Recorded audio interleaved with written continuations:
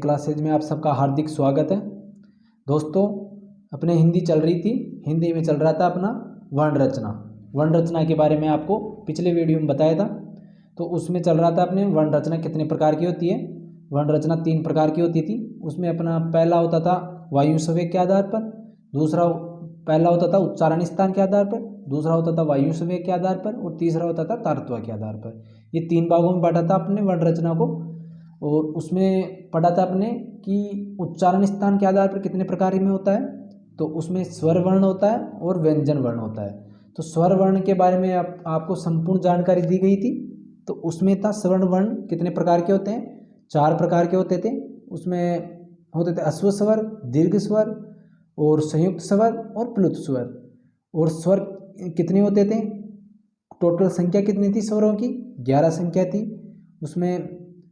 इसमें होते थे अश्व स्वर कितने होते थे और दीर्घ स्वर कितने होते थे, संयुक्त स्वर कितने होते थे और प्लुत स्वर। इन सारे बारे में अपन ने डिटेल से जानकारी ली है।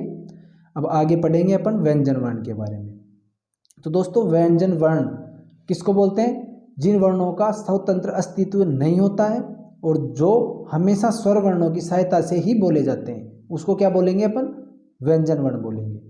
ठीक है दोस्तों। और स्वर वर्ण में वो स्वतंत्र अस्तित्व होता है उनका, और इनका स्वतंत्र अस्तित्व नहीं होता है। ठीक है दोस्तों। और उसमें किसी की सहायता की आवश्यकता नहीं होती है स्वर वर्णों को, और इसमें सहायता की आवश्यकता होती है व्यंजन वर्णों में। और हिंदी में व्यंजन वर्णों की मूल संख्या कितनी होती है, 33 होती है। और कुल संख्या की बात करें तो 39 होती है इनमें। दोस्तों, व्यंजन वर्णों के कितने भेद या कितने प्रकार हैं, तो दोस्तों अपन को पढ़ना है टोटल 39। तो ये 39 कैसे कैसे हैं, कितने कितने इसमें प्रकार हैं, तो इनको बोलेंगे 6 प्रकार, यानी 6 भेद है इनके। तो दोस्तों, व्यंजन वर्ण में स्पर्श व्यंजन और अंतस्थ व्यंजन। तो स्पर्श व्यंजन की बात करें तो इसमें कैसे लेके म तक तो स्पर्श व्यंजन है। और अंतस्थ व्यंजन होते हैं य, र, ल और व, 4 हो गए अंतस्थ व्यंजन। और ये हो गए अपने 25 स्पर्श व्यंजन हो गए। और उष्म व्यंजन की बात करें तो ये होंगे अपने स, छ और है। तो ये हो गए अपने उष्म व्यंजन। और संयुक्त व्यंजन की बात करें, ये भी हो गए अपने 4। तो ये भी क्ष, त्र, ग और इ, ये हो गए संयुक्त व्यंजन। द्विगुण व्यंजन हो गए अपने 2। द्विगुण का मतलब द्वित्व व्यंजन भी बोलते हैं इनको और द्विगुण भी बोलते हैं इनको। और वैदिक, ये तो अपने पिछले में इसमें आता नहीं है, ये तो वेद पुराणों में और रामायण में इनका प्रयोग होता था, हिंदी में इनका प्रयोग नहीं होता है। तो दोस्तों, ये हो गया अपना ओवरव्यू। अब चलते हैं इसके बारे में डिटेल से जानकारी लेते हैं। तो स्पर्श व्यंजन की बात करें अपन, तो स्पर्श व्यंजन जिन वर्णों के उच्चारण में कंठ, तालु, मृदा, दंत, ओष्ठ आदि का अधिक प्रयोग होता हो या आदि की सहायता से बनते हो, तो उसको क्या बोलेंगे अपन, स्पर्श व्यंजन कहते हैं उसको। इनकी मूल संख्या कितनी हो गई, 16 है। और कुल संख्या की बात करें तो इनकी 25 है। दोस्तों, कंठ का प्रयोग यानी सीरियल वाइज है ये सब। जिस कंठ से अपने ऊपर चलेंगे तो तालु आता है, फिर तालु से और आगे चलेंगे तो जीभ आती है, मुर्दा को क्या बोलेंगे, जीभ बोलते हैं। और उससे आगे चलेंगे तो दांत आते हैं अपने, उसका प्रयोग होते, जो भी शब्द बनता है या जो भी अक्षर बनता है, वर्ण को क्या बोलेंगे, अक्षर। तो वो इसमें होता है। और ओष्ठ की बात करें यानी होठ, उसके बाद में क्या आएगा, होठ आएगा। तो इनके प्रयोग से बनता है, तभी स्पर्श व्यंजन बोलते हैं। इनके प्रयोग से जो अक्षर बोलते हैं अपन या उच्चारण करते हैं, उच्चारण का मतलब बोलते हैं, तो उसको अपन क्या बोलेंगे, स्पर्श व्यंजन बोलेंगे। अब बात करेंगे अपन 16 कैसे होते हैं ये। मूल स्पर्श व्यंजन कितने होंगे, 16। तो 16 हो गए अपने, जो ये ब्रैकेट में है, क, ख, ग, और च, छ, ज, झ, ट, ठ, ड और ण, त, थ, द और ध। ये हो गए अपने मूल। और ये जो ब्रैकेट में इधर है, ये हो गए अपने, ये अलग है। ये तो मूल हो गए, और ये टोटल होके मिलाकर होते हैं 25, और ये 16 हो गए मूल। तो दोस्तों, इनको क्या बोलेंगे, ड, य, ण, न, म, ये नासिक के वर्ण है, जो इनको बोलने में नाक का प्रयोग होता है, यानी नाक से ध्वनि निकलती है, तो उनको क्या बोलेंगे, नासिक के वर्ण। ठीक है दोस्तों। और इनमें अपन क, ख, ग और ग, इनकी बात करें तो इनको कंठ से बोला जाता है। कभी भी बोलो आप एक बार मुंह से, तो कहाँ से हो रहा है प्रयोग, इसका प्रयोग कैसे हो रहा है, कंठ से हो रहा है इसका प्रयोग। और च को बोलेंगे तो च का प्रयोग हो रहा है तालु से इसकी आवाज़ निकल रही है। और ट की बात करें तो ट में क्या हो रही है अपनी जीभ मुड़ रही है, जीभ ऐसी मुड़ रही है, तो उसको क्या बोलेंगे अपन मुर्दा, ये मुर्दा की श्रेणी में आते हैं। और त की बात करें तो इसमें दांत का प्रयोग हो रहा है, दंत का प्रयोग हो रहा है अपना, तो ये हो गए अपने दंत की श्रेणी में आते हैं, इनको दंत का प्रयोग करके बोला जाता है इनको। और प की बात करें तो इनमें होठ का प्रयोग हो रहा है। आप बोलो एक बार, इनको रटने की जरूरत नहीं है, आप खुद प्रयोग करोगे तो ऑटोमेटिकली आपको पता चल जाएगा कि इनमें किसका प्रयोग हो रहा है, ओष्ठ का प्रयोग हो रहा है, दंत का प्रयोग हो रहा है, या मुर्दा का प्रयोग हो रहा है, या तालु का या कंठ का। इनके सब में बारे में ये 25 है टोटल। ये किस में आते हैं, स्पर्श व्यंजन में, क्योंकि इनका स्पर्श होता है ना तभी इनकी अपनी ध्वनि बाहर निकलती है। ठीक है दोस्तों, और एक बात और, इन सबको मिलाकर क्या बोलेंगे, उदित। स्पर्श व्यंजन को क्या बोलेंगे, उदित। अगर इनको सबको मिलाकर बोलेंगे तो अपन क्या बोलेंगे, उदित है। उदित व्यंजन या उदित स्पर्श व्यंजन को ही बोलते हैं।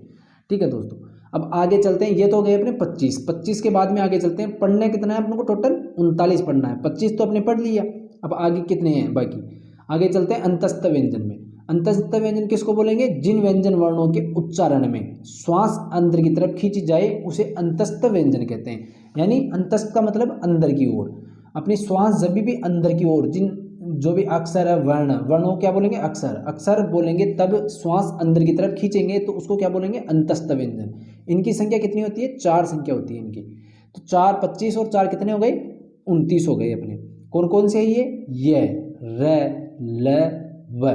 बोलो आप, ये में क्या हो रहा है, अंदर की ओर अपनी जो श्वास है वो अंदर की तरफ खींच रहे हैं अपन, इसलिए इनको क्या बोलेंगे, अंतस्थ व्यंजन।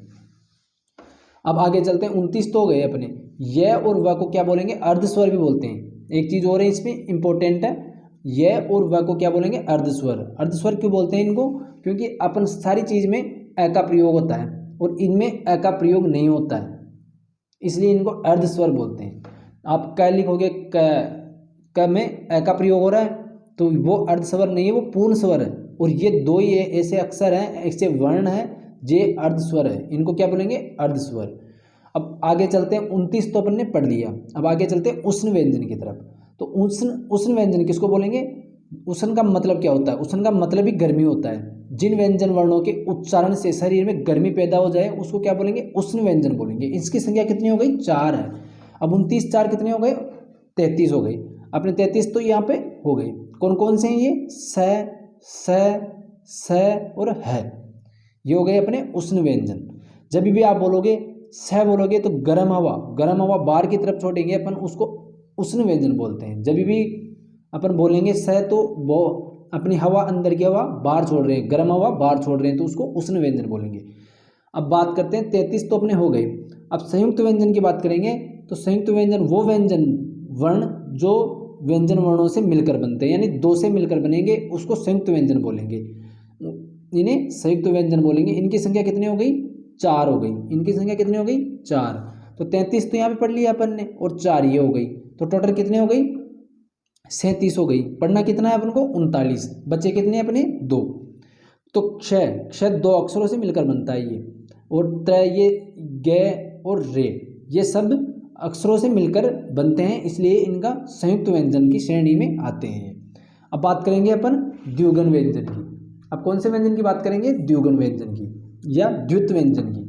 तो जिन व्यंजन वर्णों में 2 व्यंजन वर्णों के गुण पाए जाते हैं, यानी 2 व्यंजन वर्णों के गुण पाए जाते हैं, उनको क्या बोलेंगे, द्विगुण व्यंजन कहते हैं। उनको क्या बोलेंगे, द्विगुण व्यंजन। जैसे ड और ड, ये 2 ही आते हैं, तो ये टोटल मिलाकर कितने हो गए अपने, 40। अपने पढ़ लिया 40। ठीक है दोस्तों, अब आगे बात करें, और भी कुछ है इनको द्विगुण व्यंजनों को। द्वित व्यंजनों को क्या बोलते हैं, उपसित व्यंजन भी बोलते हैं इनको, आगत व्यंजन भी बोलते हैं, निर्मित व्यंजन भी बोलते हैं, आदि नामों से भी जाना जाता है इनको। कौन से, किनको जाना जाता है, इन द्विगुण व्यंजनों को। ठीक है दोस्तों, अब आगे चलते हैं अपन। ये 39 पढ़ लिया। अब और भी कुछ एक्स्ट्रा है, जब अपन बात कर रहे थे वैदिक व्यंजन की। जो व्यंजन वर्ण केवल वेदों तक ही सीमित रह गया उनको क्या बोलेंगे, वैदिक व्यंजन। ये अभी हिंदी में प्रयोग नहीं होता है, इसका प्रयोग हिंदी में नहीं होता है, इसलिए इसको उस श्रेणी से अलग रखें। अगर इसको जोड़ेंगे तो कितने हो जाएंगे, 40 हो जाएंगे, परंतु अपना पढ़ना कितना था, 39, तो इसको अलग रखा गया है। ठीक है दोस्तों, तो इनकी संख्या कितनी है, एक ही है इनकी संख्या। इसको ऐसे लिखा जाता था पहले, रामायण पुराण, जो रामचरितमानस है, इसमें इसका प्रयोग हुआ है। और भी कुछ एक्स्ट्रा चीज़ें हैं वो पढ़ लेते हैं अपन। तो इसमें इसको लुंडित या रैग भी कहते हैं, डबी और रेबी कहते हैं। मराठी भाषा में आज भी इसका प्रयोग हो रहा है। और हिंदी भाषा में पारसी भाषा के 5 वर्ण हैं। अब कभी भी आप पढ़ो हिंदी भाषा में पारसी भाषा के कौन कौन से वर्ण हैं, क, ख, ग, ज और फ। इनके नीचे हमेशा एक बिंदी आएगी, इनके नीचे हमेशा एक बिंदी आएगी। तो आप ऐसे समझ जाना कि ये पारसी भाषा के शब्द हैं जो यूज में हिंदी में आए हैं। अब हिंदी भाषा में तुर्की भाषा के 2 वर्ण कौन कौन से हैं, ड और ड। ये हिंदी में तुर्की भाषा के 2 शब्द हैं, हमेशा याद रखना, इसको भी इंपॉर्टेंट है। और हिंदी भाषा में अंग्रेजी भाषा का बात करें तो कौन सा वर्ण है, एक ही वर्ण है वो ओ, मात्र कितना वर्ण है, एक ही वर्ण है। तो ठीक है दोस्तों, ये हो गया अपना उच्चारण स्थान के आधार पर कंप्लीट हो गया। अब आगे पढ़ेंगे अपन वायु संवेग के आधार पर और उसके बाद में पढ़ेंगे तारतम्य के आधार पर। दोस्तों वीडियो अच्छा लगे तो इसको शेयर करो और सब्सक्राइब कीजिए। और जैसे अपना ये चैप्टर क्लियर होगा वर्ण रचना का, तो आगे आपको क्वेश्चन आंसर करवाएंगे इसके बारे में। तो दोस्तों धन्यवाद, थैंक यू।